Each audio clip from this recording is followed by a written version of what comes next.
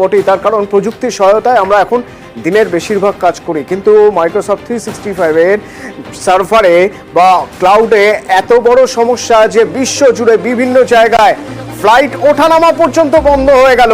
বেশ কিছু জায়গায় মেডিকেল এমার্জেন্সির কাজ বন্ধ হয়ে গিয়েছে, এবং শুধুমাত্র মেডিকেল এমার্জেন্সি নয়, বেশ কিছু জায়গায় যোগাযোগ পর্যন্ত সম্পূর্ণ বন্ধ হয়ে গিয়েছে। তার কারণ সব সার্ভারই, সব অ্যাপ্লিকেশন, সব সার্ভারই চলে যায় ক্লাউডে, এবং ক্লাউডে যে মাদার সার্ভার, সেই মাদার সার্ভারে যদি কোনো গড়বড় থাকে তাহলে বিভ্রাট হবেই। তো সেই গড়বড়ের জায়গাটা দ্রুত মিটিয়ে ফেলার দাবি করছে মাইক্রোসফট, কিন্তু ততক্ষণে যা হওয়ার হয়ে গিয়েছে, বেশ কিছুটা পিছিয়ে গিয়েছে সময়, অনেকটা সময় নষ্ট হয়ে গিয়েছে। তাতে বিভিন্ন জায়গায় ফ্লাইট লেট হয়েছে, এমার্জেন্সি শিডিউল যে যা যা ছিল, অন্তত মেডিকেল এমার্জেন্সির, সেই সব কিছু পিছিয়ে গিয়েছে এবং ভোগান্তির এক শেষ। যেমন আমাদের দমদম বিমানবন্দরের ছবি যদি আপনাদের দেখাই,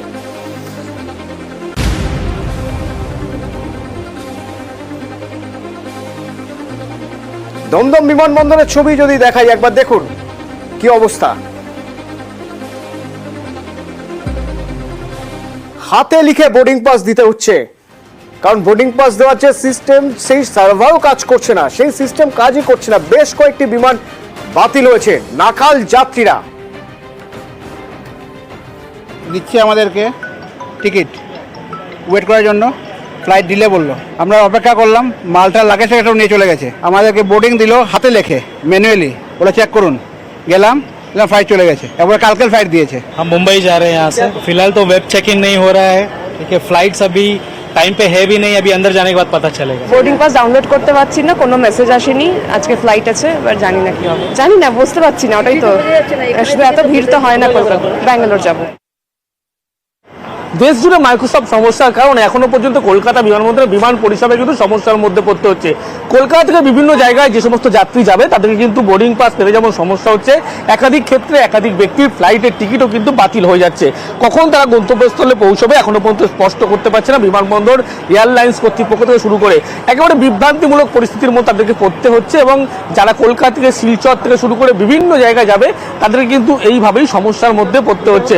ফলে কলকাতা বিমানবন্দরে এখনো পর্যন্ত যারা কলকাতা থেকে বিভিন্ন ফ্লাইটে করে বিভিন্ন গন্তব্যস্থলে পৌঁছবে তাদের কিন্তু এই সমস্যার মধ্যে পড়তে হচ্ছে। বিমানবন্দর কর্তৃপক্ষ এখনো পর্যন্ত জানাচ্ছে যে কখন এই মাইক্রোসফটের সমস্যার কারণে কখন এই পরিষেবা পুরোপুরিভাবে ঠিক হবে, যেহেতু এখনো পর্যন্ত ম্যানুয়ালি ভাবে কাজ করা হচ্ছে এয়ারলাইন্স কর্তৃপক্ষ, বিমানবন্দর কর্তৃপক্ষ তারা যেমন জানাচ্ছে। বিমানবন্দরে যে সমস্ত সিআইএসএফ কর্মী বা যারা আধিকারিক আছে তারা যখন বাইরে বোর্ডিং পাস থেকে শুরু করে সমস্ত টিকিট চেকিং করছে তাদেরকে কিন্তু সহযোগিতা করছে, ম্যানুয়ালি কাজ করা হচ্ছে সেই কারণে। এবং কখন এই পরিষেবা পুরোপুরি স্বাভাবিক হবে এখনো পর্যন্ত সংশ্লিষ্ট বিমানবন্দর বা বিমান সংশ্লিষ্ট কর্তৃপক্ষ সদুত্তর দিতে পারছে না, এমনটাই কিন্তু যাত্রীদের অভিযোগ। ক্যামেরায় মনোজ কুমারের সঙ্গে অনুপ চক্রবর্তী, নিউজ 18 বাংলা, কলকাতা। কলকাতা বিমানবন্দরের ছবি যেমন অনুপ তুলে ধরলেন, তেমনি নেটওয়ার্কের প্রতিনিধি সঞ্জয় পুরী হিথ্রো বিমানবন্দরের ছবি তুলে ধরেছেন। হিথ্রোতেও একই সমস্যা, লন্ডনের সেই ছবি দেখুন। माइक्रोसॉफ्ट क्या फेल हुआ, सारी दुनिया में उथल पुथल मच गई है। यहाँ लंदन में हम ट्रेन लेने के लिए इंतज़ार में हैं, लेकिन ट्रेन की सर्विस कैंसिल हो चुकी है, और ये केवल एक उदाहरण है। अभी ट्रेन का इंतज़ार कर रहे हैं, कुछ निश्चित नहीं कि वो भी चलेगी या नहीं। और इसी तरह सारे लंदन के ट्रेन स्टेशन में हलचल मची हुई है, किसी को समझ नहीं आ रही कि वो कहाँ जाएँ, क्या करें। सारे एयरपोर्ट्स में डिस्ट्रप्शन हो रही है। यहाँ हीथ्रो एयरपोर्ट में, गैटविक एयरपोर्ट पे, ऊपर स्कॉटलैंड में एडिनबरा एयरपोर्ट में, मैनचेस्टर एयरपोर्ट में, हर जगह फ्लाइट्स को कैंसिल किया जा रहा है, और यात्रियों को कुछ समझ नहीं आ रही कि वो अब क्या करें और आगे कब सर्विसेज जो हैं नॉर्मल तौर पर रिस्टोर होंगी। और खाली ब्रिटेन की बात नहीं है, सारे विश्व की बात है। यूरोप में देखिए, बर्लिन में, हॉलैंड में, अब ये मुश्किल हो जाएगा एक ऐसी जगह का नाम लेना या एक ऐसी सर्विस का नाम लेना जहां पर डिस्रप्शन नहीं हुई। स्काई न्यूज़ यहाँ है, उसकी ब्रॉडकास्टिंग बंद है, बीबीसी का एक चैनल बंद है, बैंकिंग की सर्विसेज बंद है, लंदन स्टॉक एक्सचेंज की सर्विसेज बंद हैं।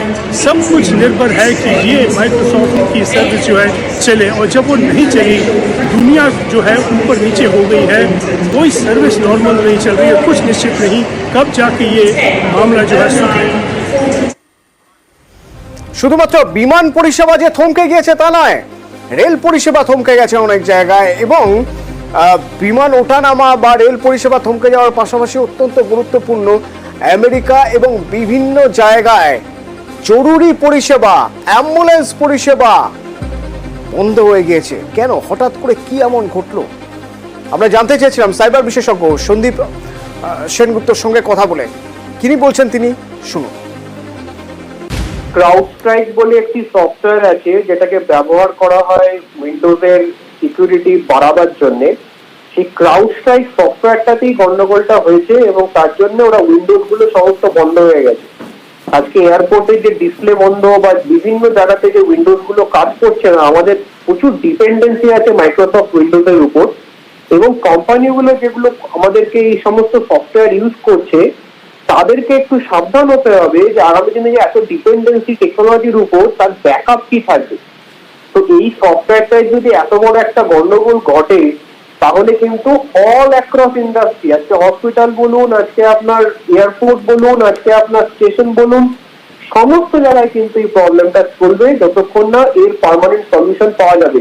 হয়তো কয়েক ঘন্টার মধ্যে সলিউশন বেরিয়ে যাবে, কিন্তু আমাদের যদি উইন্ডোজ এবং লিনাক্স আমরা যদি অল্টারনেট করে ইউজ করতে পারি এবং সেখানে যদি একটা ব্যাকআপ সিস্টেম না রাখি তাহলে কিন্তু অল অ্যাক্রস দ্য সিস্টেম কিন্তু প্রবলেম ধরা পড়বে।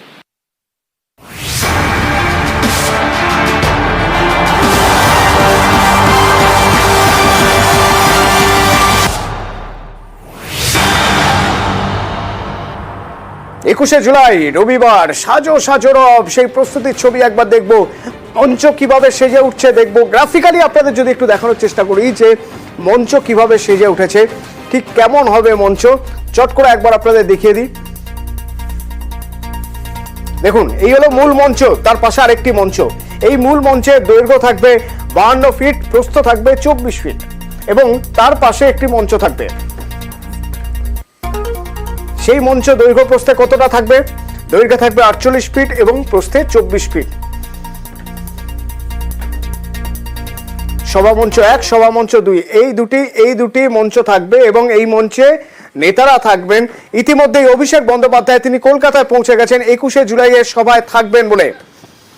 ভিক্টোরিয়া হাউসের সামনে এলাহি বন্দোবস্ত রয়েছে সেখানে। এবারে লোকসভা, বিধানসভার উপনির্বাচন, ঘাসফুল ঝড়, তারপরে এবার কি বার্তা দেবেন মমতা বন্দ্যোপাধ্যায়, কি বার্তা দেবেন মমতা বন্দ্যোপাধ্যায়, সেদিকেই নজর। এবং জেলা থেকে বিভিন্ন জায়গা থেকে মানুষ আসতে শুরু করেছেন। তৃণমূল কর্মী সমর্থকরা আসছেন শিয়ালদা স্টেশন চত্বর, সাজো সাজো রব সেখানেও। উত্তরের জেলাগুলি থেকে, কোচবিহার, আলিপুরদুয়ার থেকে বহু কর্মী সমর্থক আসছেন।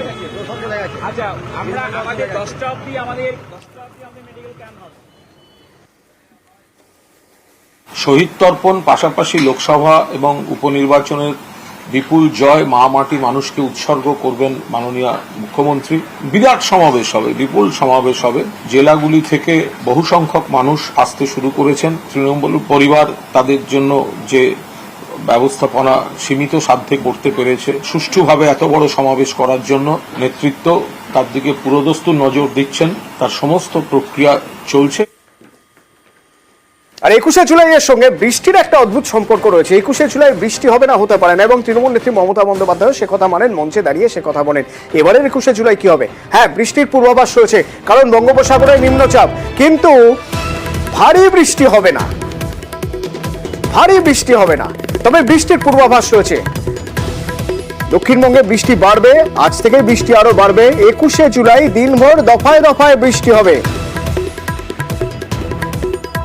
তবে ভারী বৃষ্টির কোনো পূর্বাভাস কলকাতার জন্য নেই। গতকালকে যে নিম্নচাপ ছিল সেই নিম্নচাপটা আজ সকালে গভীর নিম্নচাপে পরিণত হয়েছে। তো এর যে প্রভাব সব জায়গাতেই হালকা থেকে মাঝারি বৃষ্টিপাত থাকবে। ভারী বর্ষার তেমন সম্ভাবনা আমাদের পশ্চিমবঙ্গে এর প্রভাবে নেই। মৎস্যজীবীদের আগামী 21 তারিখ পর্যন্ত সমুদ্রে যেতে মানা করা হয়েছে। বাকি আমাদের পশ্চিমবঙ্গের জেলাগুলিতে কেবল হালকা থেকে মাঝারি বৃষ্টিপাত প্রায় সর্বত্রই হবে।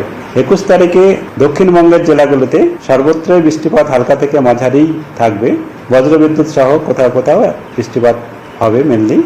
আর কলকাতা তার পার্শ্ববর্তী অঞ্চলেও 1-2 পশলা হালকা থেকে মাঝারি বৃষ্টিপাত বজ্রবিদ্যুৎ সহ হওয়ার সম্ভাবনা থাকবে, আর সাধারণত মেঘলা আকাশ থাকবে। টেম্পারেচার আমাদের 30 থেকে 32 এই রেঞ্জেই থাকবে।